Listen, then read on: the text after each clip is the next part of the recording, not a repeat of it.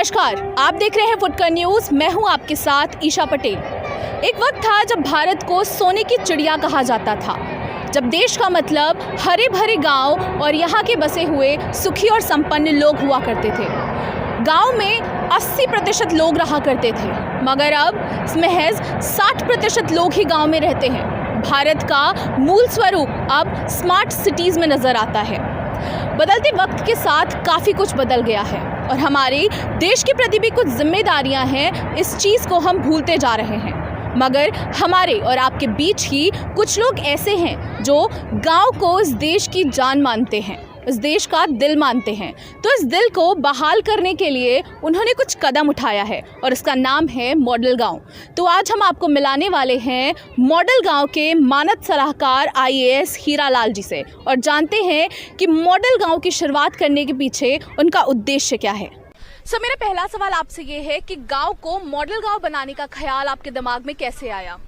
मैं बांदा में करीब 1.5 साल कलेक्टर था, अगस्त 18 से फरवरी 20 तक। तो बांदा की जो आर्थिक स्थिति का आधार था वो खेती बाड़ी है। वहाँ हम लोगों ने वहाँ के लोगों की आर्थिक स्थिति में सुधार लाने के लिए कई प्रयोग किए, सबके बड़े अच्छे नतीजे रहे। जैसे हम लोगों ने वहाँ पानी की समस्या से निपटने के लिए जनता के सहभागिता से 1 मीटर 34 सेंटीमीटर वाटर टेबल को बढ़ाया। क्रॉप प्रोडक्टिविटी 18.5% बढ़ी। मई 2019 में जो लोकसभा का चुनाव हुआ उसमें वोटिंग परसेंटेज 10.5% पूरे प्रदेश में हाईएस्ट किया। माइल न्यूट्रिशन जो है डाउन किया और जेल में हम लोगों ने रिफॉर्म किया, जेल पूरे प्रदेश में नंबर। इस तरह से 20-22 प्रयोग जो हुए सबके नतीजे बड़े ही आनंद देने वाले और बड़े आश्चर्यचकित रहे। उन सभी नतीजों को जोड़ करके हम लोग ये मॉडल गांव का कॉन्सेप्ट चला रहे हैं। जो फायदा बांदा को मिला वो पूरे प्रदेश को मिला और इसको चलाने वाले श्री मुनीश जी हैं, वो नाबार्ड के रिटायर्ड CGM हैं और उनको ग्रामीण के विकास की बहुत अच्छी जानकारी, उनका 34 साल का अनुभव है। उनकी अध्यक्षता में, उनकी देखरेख में, उनकी अगुवाई में चल रहा है ये। तो सर, सभी स्तर के प्रयास के बावजूद ये अपेक्षित कार्य अभी तक क्यों नहीं हुआ है? हाँ, ये बस बहुत आपका अच्छा क्वेश्चन है कि जब भारत सरकार, उत्तर प्रदेश सरकार, हर आदमी ने प्रयास किया कि गांव को विकसित किया जाए, अभी उतना विकास नहीं हुआ जितना होना चाहिए। इसके हमारी नज़र में 3 मुख्य कारण है। पहला क्या, अगर किसी से गांव वालों से पूछो विकास क्या है तो उसे विकास की पूरी जानकारी नहीं है, नंबर 1।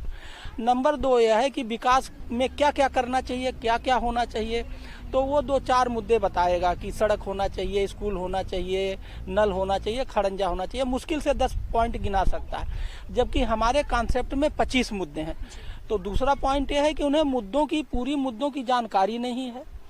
तीसरा पॉइंट यह है कि कहीं गांव से डिमांड है ही नहीं है विकास का। There is no demand for the development, मतलब विकास की मांग नहीं है। तो जब ना विकास की पूरी जानकारी, ना विकास के मुद्दों की जानकारी और विकास की मांग नहीं है तो विकास कैसे होगा? तो ये मेरी नज़र में बहुत सारे कारण हैं, लेकिन मुख्य 3 कारण हम लोगों की डायग्नोसिस में ये आए हैं। सर, मेरा अगला सवाल आपसे ये होगा कि इस मॉडल गांव प्रोजेक्ट में आपकी भूमिका क्या है और आप इस मॉडल गांव प्रोजेक्ट के लिए वक्त कैसे मैनेज कर रहे हैं? हाँ, देखिए ऐसा है कि चूंकि मॉडल गांव मुनीश गंगवार जी जो नाबार्ड के रिटायर्ड CGM है वो चला रहे हैं और इसमें जो भी एक्शन और एक्टिविटी क्रियाकलाप है वो मेरे बांदा के उस रिजल्ट पे आधारित है। तो मैं इसमें मॉडल गांव के सलाहकार के रूप में मेरी पोजीशन है और गांव का विकास मेरा पैशन है। मैं गांव देहात का रहने वाला हूं, किसान का बेटा हूं, तो मुझे इसमें मज़ा आता है।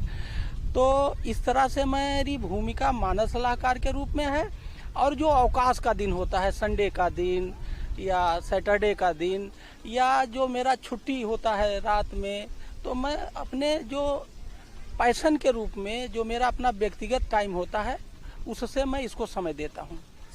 सर, जो महात्मा गांधी का ग्राम स्वराज है और डॉक्टर APJ अब्दुल कलाम की पूरा स्कीम है, इसको मॉडल गांव जमीन स्तर पर ला रहा है, कैसे? देखिए, महात्मा गांधी जी के नेतृत्व में हमने आज़ादी की लड़ाई लड़ी, तो आज़ादी की लड़ाई कैसे हम जीते, उसके जीतने का एक मुख्य कारण यह है कि इस देश का हर आदमी उसमें पार्टिसिपेट किया, अपनी भूमिका को हर आदमी ने निभाया। तो जो उनकी ये थीम थी उसी को हम लोग इसमें भी लागू कर रहे हैं कि कैसे हम लोग पीपल्स पावर, गांव के लोगों को मोटिवेट करें, इंस्पायर करें और उनके पावर को लाएं, एक बात। दूसरी बात है हम लोग इलेक्ट्रॉनिक पावर को और पीपल पावर को दोनों को एक साथ, और इसी के आधार पे जब गांव की जनता लीड रोल में रहेगी, जब सारा कार्यक्रम गांव की जनता के नेतृत्व में होगा तो वो सस्टेनेबल होगा और सफल होगा।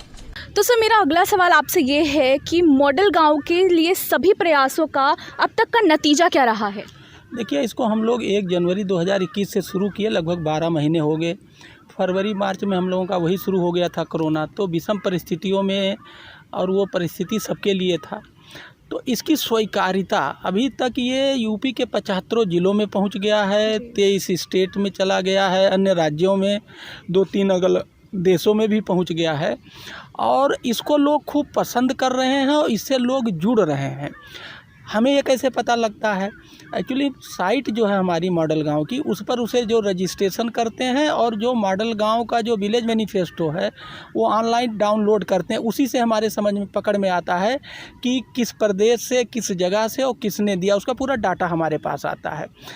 तो इसकी स्वीकार्यता, एक बात तो ये तय हो गई है कि ये मॉडल इतना सिंपल है, इतना सरल है, सहज है कि कोई अनपढ़ आदमी भी इसे आसानी से समझ सकता है, इससे जुड़ सकता है, इससे लागू कर सकता है और इसका फ़ायदा उठा सकता है। तो इसका नतीजा अभी तक बहुत ही सुखद रहा है। तो सर मॉडल गांव को और तरक्की की ओर ले जाने के लिए अब आगे आपका रोड मैप क्या होगा? देखिए, अभी तक हम लोग इसके प्रचार प्रसार में लगे थे और इसका व्यापक प्रचार प्रसार हो चुका है, लोग मॉडल गांव को जानने लगे हैं। अब नेक्स्ट सेकंड ईयर में, जो कि अब चल रहा है, 1 जनवरी से इसका सेकंड ईयर शुरू हो गया, इसमें हम लोग मॉडल गांव की टीम जो है वो गांव में जाती है। गांव में जाने के पहले यहाँ से पूरी तैयारी करा लेती है। हम लोग 8-10 महिला का ग्रुप, युवा का ग्रुप, प्रधान का ग्रुप, जो उस गाँव में अच्छा काम करने वाले लोग हैं, किसी भी फील्ड में अच्छा, खेलने में, गाने में, बजाने में, पढ़ने में, यहाँ से हम लोग उनका पूरा तैयारी कराते हैं और मौके पर जा कर के गाँव के हर पुरवा में बैठक करते हैं, उन ग्रुप का बैठक कराते हैं और उनसे उनकी कठिनाई पूछते हैं कि अगर आप मॉडल गाँव का जो कॉन्सेप्ट है, जिसको आपने पढ़ा, सुना, देखा, लागू करोगे तो क्या कठिनाई आएगी।